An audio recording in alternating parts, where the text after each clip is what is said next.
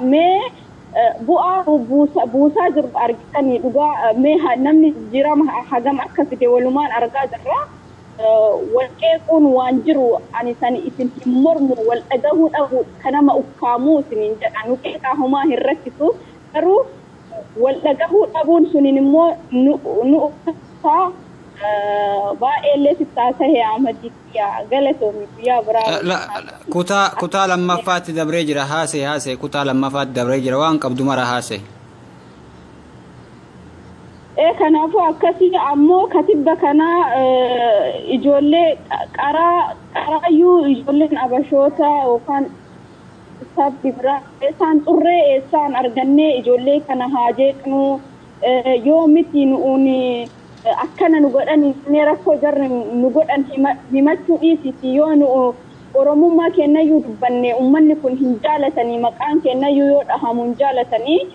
ummata karaa meeqaan nu sokkanaaf karaa bantanii gaafa isin nu arrabsitanii waa meeqaan nu jettan immoo ummanni kun akkuma dheengaddaa isaan kunniin ICCdha jedhee maqaa kenna nu xureessuu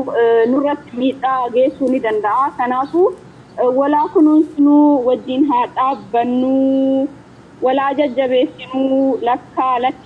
isiniin jedha uummata Oromoo. Dhugaa namni jaalateetii miti mee dhugaa namni quuqama Oromoo dhugamaan keessa seene osoo ati hin barbaadin keessa keetii si dubbata jechuudha.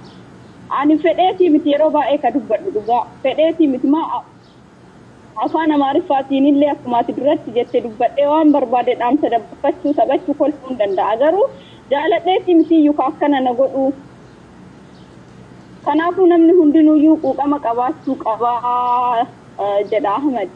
Hayyee mee ummata ammoo gara boodatti ka amma dhaamtu ummata Oromoo kana keessattuu amma akkuma argitu arrabsanii nu xiqqeessanii warri nu akkana nu godhu akkuma waliin beektu waa hedduu ummata Oromootti illee goone haga wal baranne gara waggaa lamaati kunoo garee gubbatti illee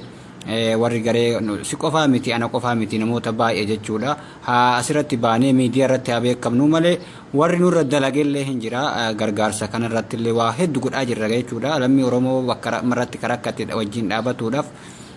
haa miidiyaatti ba'uu baatan malee nurra warri dalageellee hin jira jechuudha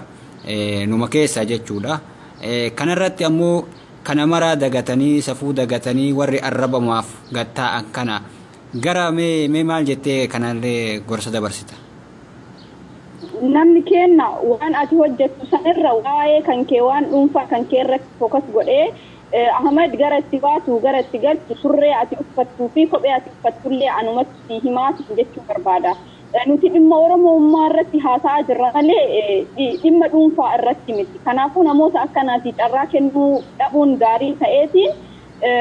dhimma Oromoo irratti nama dhufee si birsu nama dhufee yaada isaa siif dabarsu kamiyyuu ofitti fudhattee yaada isaa sanillee argitee yaan namni kun maaliif akkana naa jedhe jettee yaada isaa sanillee fudhattee wal sirreeffataa deemuun gaariidha. Aniin gama kiyyaan yoo waa'ee kana jalqabu uummanni kabajaa naa kennu yookaan deeggarsa naa baay'isu osoo ta'in waan an dubbadhe san namni fudhanii yoo dhageeffate namni lamaa sadii irraa haa baratu yookaan waan an jedhe sanaa haa hubatuudhaafi kanaafuu warroota nama arrabsaniif nama qeeqan dinqisiifachuu hin qabnu maaliif namni dhimma Oromoo haasa'e kamiyyuu dhimma jibbamaa jira ololli adda addaa irratti ta'aa jira. Fakkeenyaaf warroota OMN fudhachuu hin dandeettaa erga OMN hundeessanirraa jalqabee osoma dalagaa gaarii dalaganu kijibaaf ololli maqaballeessaan adda addaa isaan irraa dhaabatee hin jiru garuu kuninillee nu dadhabsiise hin jenne isaan hojii isaaniitti uffufaniif waan jiru kana caalaa kan lubbuu isaaniitu kennan baay'eedha dhimma Oromummaa irratti ana na arrabsuu fi maqaan kiyya namaduun immoo dansaa nuuf kennuu hin qabu jechuudha. Itti seenanii maali ani mammaaksa kanallee baay'een beeku maallee Ahmad Naasirreessi itti bu'anii bishaan ilaallatan moo maali jedhama akkas dhuga eeyyen kanaafuu takka eegatti filadheemi yoo barbaadan mataa yoo barbaadan ciqilee bakka barbaadan na haa muranii ani of duuba nama deebi'uu miti akkasuma atillee jechuudha. Garuu wanti uummata keenyaa dhaamuu barbaadu yeroo ammaa namoonni baay'een beektonnii fi hayyoonni baay'een hayyummaa isaanii beekumsa isaanii qabatanii mana galanii taa'aa jiranii sababni illee sababa uummata Oromoo biratti kabajaa dhabanii fi kanaafuu nama keenya kabajuun nuuf nu fayyada nama keenyarraa barachuun illee nuuf nu fayyada gaafa nama kenna salphisnee jennee immoo alagaan nu caala waan biraa gochuu danda'a jechuudha. Yeroo ammaa uummanni abashootaa kaleen gaddaa dheebuu bilisummaa yoo dubbatu dhagahee uummanni Oromoo nuti warra tokko ofiin jedha nuti galaani hundee tokko abbaan keenya haati keenya tokko jedhanii garuu dhaabbilee fi caasaan isaanii garagara jiraata. Kanaafuu jarri warra tokko miti yookaan warra haadhaa fi abbaa tokko miti jedhanii akkasitti nu arrabsaa jiran jechuudha. Dalagam kennaan